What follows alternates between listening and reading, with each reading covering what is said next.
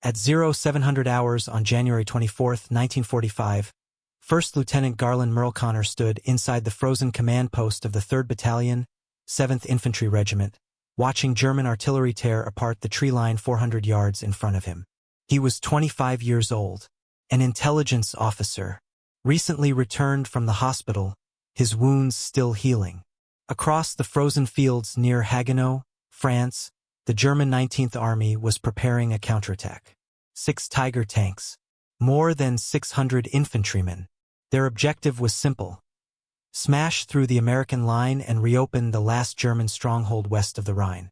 Connor was 5'6", barely 120 pounds, a tobacco farmer's son from rural Kentucky who had never finished high school because the nearest school was 15 miles from his family's farm. He enlisted in March of 1941. In 4 years of war, he had fought in 10 major campaigns, survived 4 amphibious landings, and been wounded 7 times. He had returned to his battalion just 2 days earlier. The sector they held bordered the Colmar Pocket, the last German-held territory in France, 850 square miles of frozen forest and farmland. Every attempt to eliminate it had failed. German forces had been entrenched there since November. Operation Nordwind, Hitler's final offensive in the West, had begun on New Year's Day. While the Battle of the Bulge raged far to the north, German forces in Alsace struck hard. The offensive failed, but the Colmar Pocket remained. 3rd Battalion had held the line for 18 straight days. Temperatures stayed 10 degrees below zero. Snow blanketed everything. Soldiers slept in frozen foxholes when they slept at all. German patrols probed the line every night. 43 men had already been lost, most to artillery and snipers. Connor's official job was intelligence. He analyzed patrol reports, interrogated prisoners, marked enemy positions on maps. It was not a combat role. But Connor had never stayed behind the lines. He had already earned 4 Silver Stars for direct combat action: Italy, Anzio, southern France. Every one of them came from moments when the situation collapsed and Connor moved forward. At 0715, the German artillery intensified. Shells walked methodically across the American front. Trees exploded. Frozen earth geysered into the air. The barrage lasted 12 minutes. Then it stopped. Silence. Then came the sound of engines. A runner burst into the command post. Germans advancing. 6 Tigers. Infantry behind them. Hundreds left flank. The battalion commander bent over the map. If the Tigers reached the line, they would roll straight through the foxholes. There were no American tanks. No tank destroyers. Only artillery could stop them.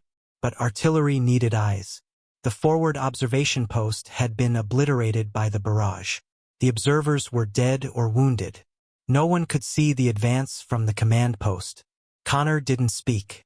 He picked up a field telephone and a spool of 400 yards of wire. He looked once at the battalion commander, then walked out into the snow. The German barrage had paused, but Connor knew it would resume. He ran. 400 yards of open ground. Frozen earth beneath snow. The wire unspooled behind him. Telephone in his right hand. Spool in his left. At 100 yards, the German guns reopened. Shells landed 40 yards to his left, then 30 to his right. They were adjusting. A shell detonated 70 yards ahead. The tree disintegrated. Wood and metal rained down. Connor kept running. Another shell landed 20 yards behind him. The concussion slammed him forward. He staggered but didn't fall.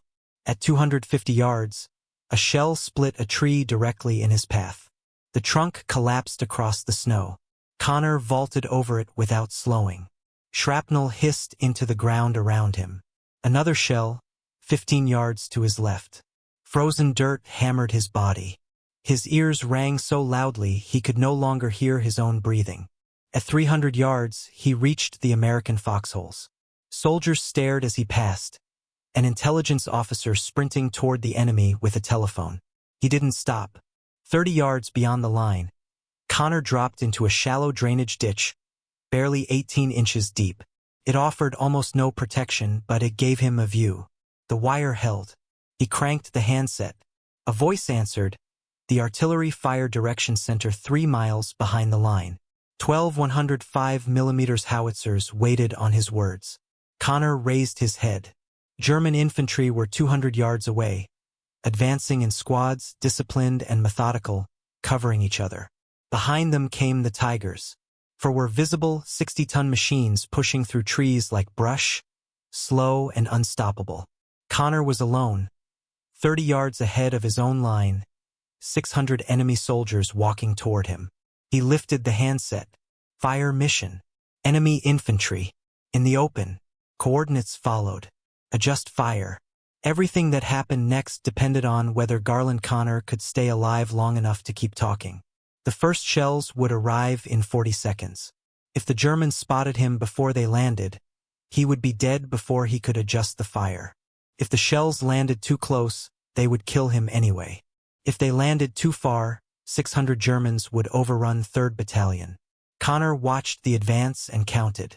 38, 39, 40. The sky screamed.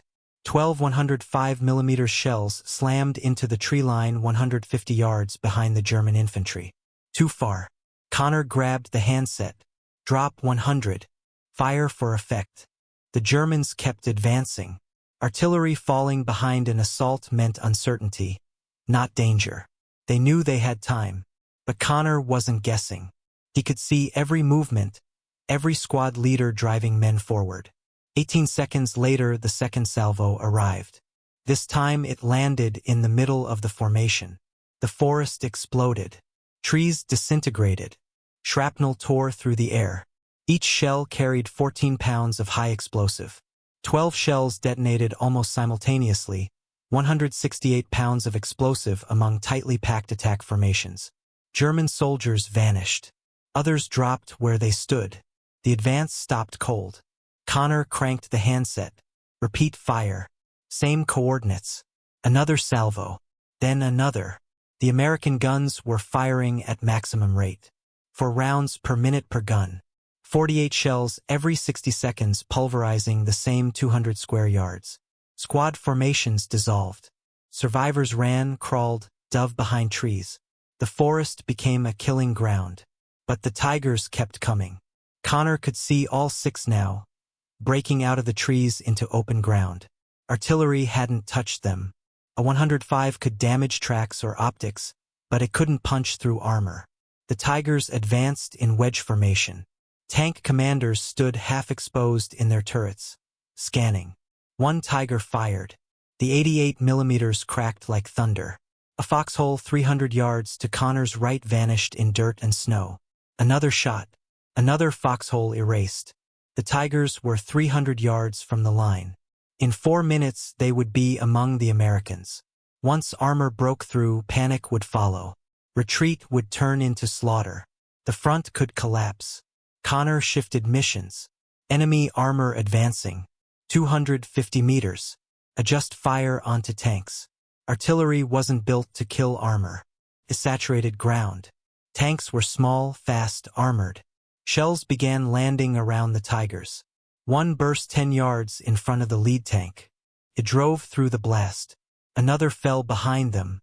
They kept coming. They knew the guns couldn't stop them. Connor needed them closer. Drop 50.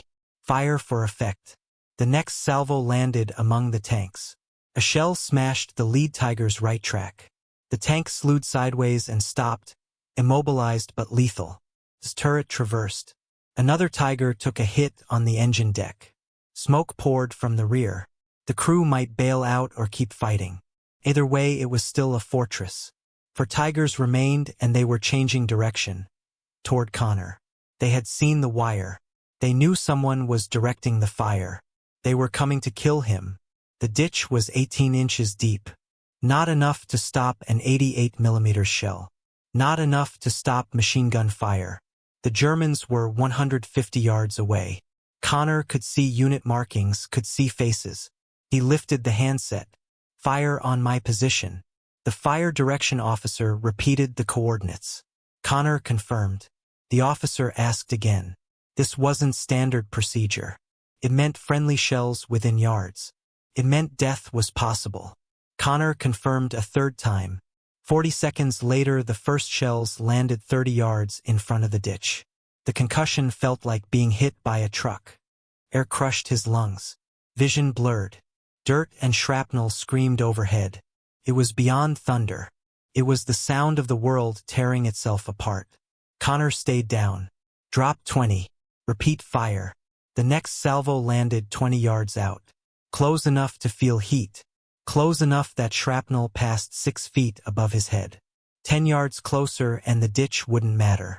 The Tigers stopped. Commanders buttoned up. Even Tiger crews didn't want shells landing point blank.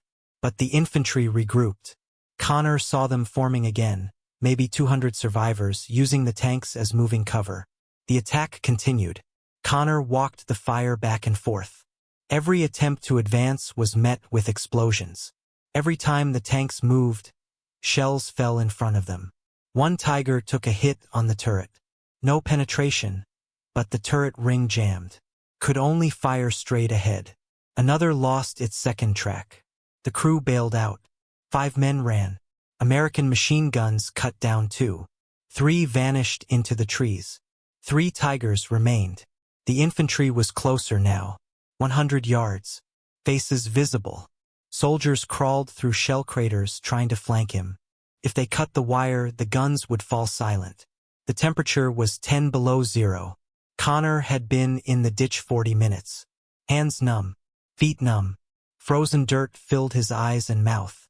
The handset was slick with ice, but he kept calling fire. A shell landed 15 yards right, then 15 left. He was bracketed. German observers had him. German and American shells fell in the same 100-yard circle. The ditch was the center of 2 artillery barrages. Soldiers in the foxholes watched it happen. A lone lieutenant ahead of the line, calling artillery on himself, holding the front together while both sides tried to kill him. American shells were landing so close that fragments were striking the edge of the ditch. Connor did not move. He did not run. He stayed in place, adjusting fire, killing Germans. The infantry pushed again, 80 yards now. Close enough that he could hear officers shouting commands, close enough to hear Mauser bolts cycling. He dropped the fire another 10 yards. The shells landed between him and the Germans, 60 yards from his position. Blast waves slammed into him. Dirt cascaded into the ditch. Something struck his left shoulder. Shrapnel or stone, he couldn't tell. His shoulder went numb. He shifted the handset to his right hand. The advance halted again, but they didn't withdraw. They took cover and waited. They knew the observer was close. If they found him, they would kill him, and then nothing would stop them. The 3 remaining Tigers advanced, spaced 50 yards apart. 200 yards from the foxholes. Connor split the fire, left Tiger, center Tiger, right Tiger, trying to break tracks, blind optics, slow them. A shell struck the center Tiger's glacis. The armor held, but the impact rocked the tank. The driver lost control. The Tiger slewed left. Its track caught on a frozen stump, jammed. 2 Tigers still advancing. Infantry inside 50 yards. The German officer leading them was 30 yards from Connor's ditch. Connor could see his face, young, maybe 22. The officer signaled silently. 20 soldiers followed, crawling in a skirmish line to overwhelm the position from multiple angles. Connor cranked the handset. Drop 5. Fire for effect. The shells landed 25 yards in front of him. The officer vanished. 4 soldiers with him vanished. The rest flattened into the snow. Connor kept the shells coming, walking them left and right, building a wall of explosions. Heat washed over his face. Hot fragments struck the ditch. 1 piece of shrapnel buried itself 2 inches from his right hand. 2 Tigers closed to 150 yards. Their bow gunners opened fire. MG-34s raked the line, chewing trees and earth. American rifle and machine gun fire answered, useless against armor. Connor shifted back to the tanks. He called for mixed smoke and high explosive. White phosphorus billowed, thick and choking. The Tigers vanished into the smoke but kept moving. Engines growled. Tracks ground forward. 1 Tiger emerged 70 yards from the foxholes and fired. An American machine gun position exploded. 3 men died. Connor called fire directly on the tank, danger close. The The fire direction officer hesitated. The shrapnel radius was 50 yards. Connor repeated the coordinates. The shells landed. One burst 10 yards behind the Tiger. Another 15 left. A third directly in front. The blast shattered the driver's vision port. The tank swerved blind, crashed into a crater, and stuck fast. One Tiger remained. The infantry regrouped, advancing from a new angle under the smoke. Connor couldn't see them. He listened, voices, boots in snow, the metallic click of bolts, and adjusted by sound. The battery reported low ammunition. 15 minutes of sustained fire left. Connor had been in the ditch an hour and 20 minutes. His assistant had crawled in 40 minutes earlier, bringing extra wire and a backup handset. The private lay 5 feet to his right, calling movement.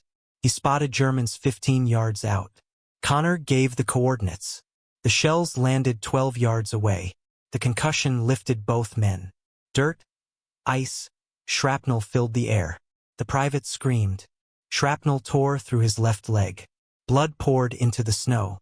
Connor dragged him deeper into the ditch.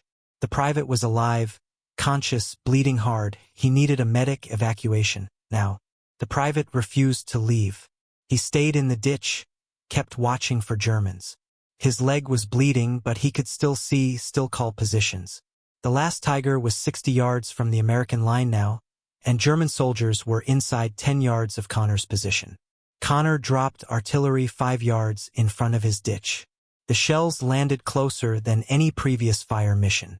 The blast lifted him completely off the ground. His body slammed back into the frozen earth. His ears went deaf. Complete silence.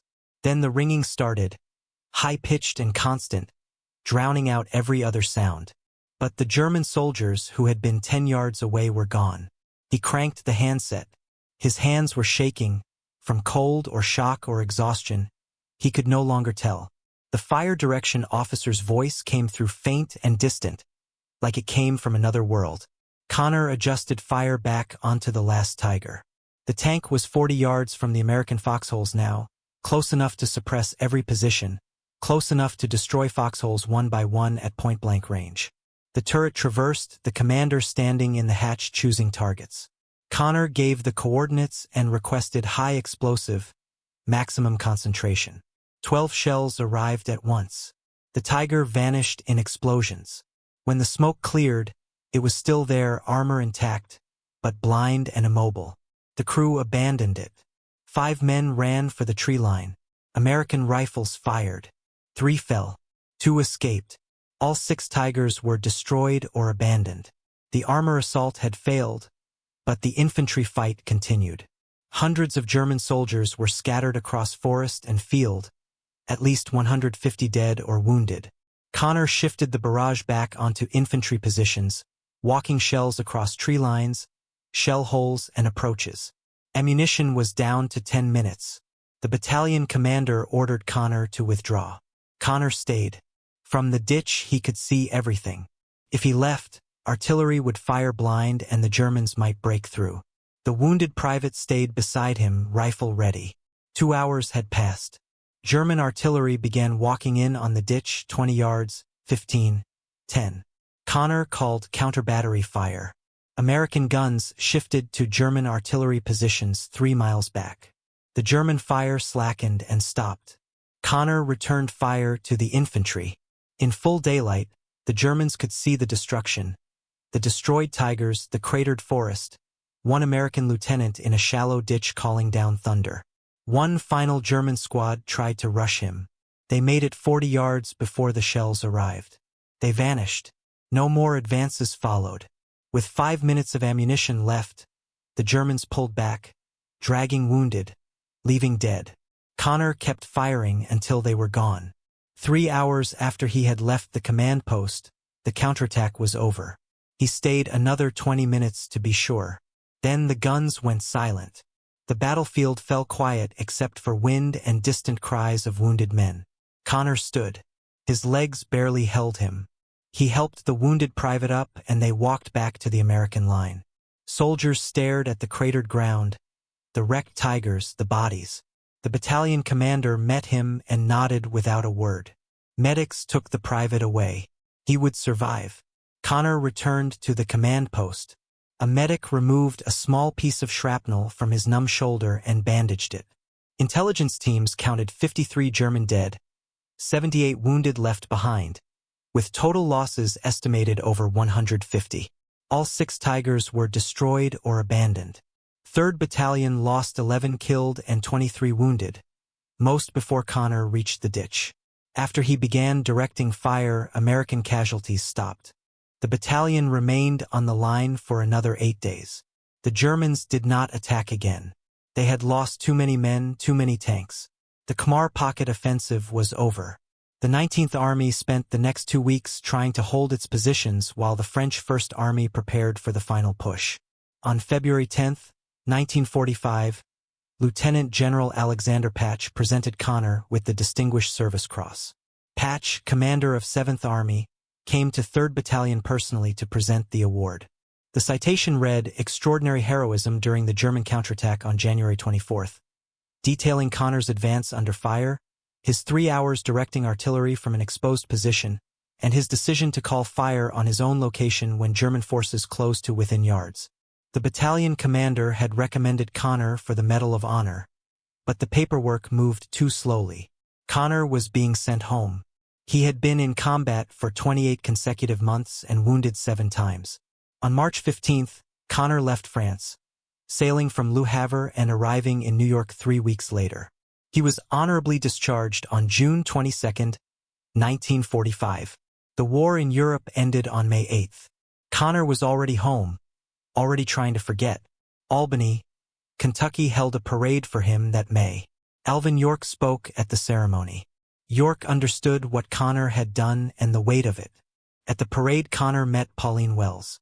She was 20 years old and could not believe the stories she heard about the quiet 5'6" farmer standing before her.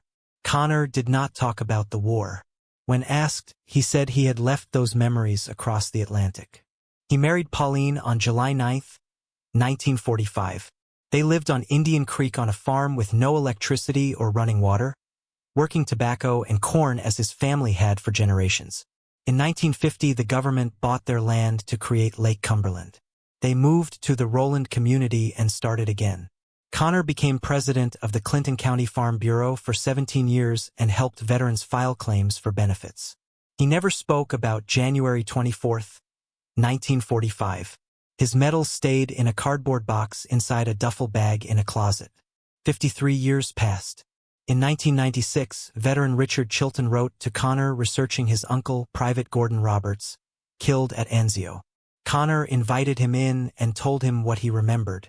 52 years later, the memory still broke him. Pauline brought out the duffel bag. Chilton read the citations and said one sentence: "This man should have received the Medal of Honor." Chilton filed the case. It was rejected twice. Connor died November 5, 1998, at 79 years old, buried with his Distinguished Service Cross. Pauline did not stop. She gathered eyewitnesses and resubmitted the case. Historians, lawmakers, and generals supported it. In 2014, she sued the Army. In mediation, the government attorney broke down, saying her father might have survived because of Connor. In 2015, the Army recommended the upgrade. Congress waived the time limit. On March 29, 2018, the White House announced the award. On June 26, the President presented the Medal of Honor to Pauline. She was 89. 20 years after Connor's death, the citation was read aloud. First Lieutenant Garland Merle Connor distinguished himself by acts of gallantry and intrepidity. Volunteered to run 400 yards under enemy fire. Directed artillery for 3 hours from an exposed position. Called fire on his own location. Destroyed 6 Tiger tanks. Saved his battalion. Pauline held the medal her husband never sought, never displayed, and kept in a box for 50 years because he believed talking about it would be bragging. One of the most decorated soldiers of World War II, and almost no one knew his name. If the story moved you, hit like, subscribe, and help keep these memories alive. Garland Merle Connor deserves to be remembered.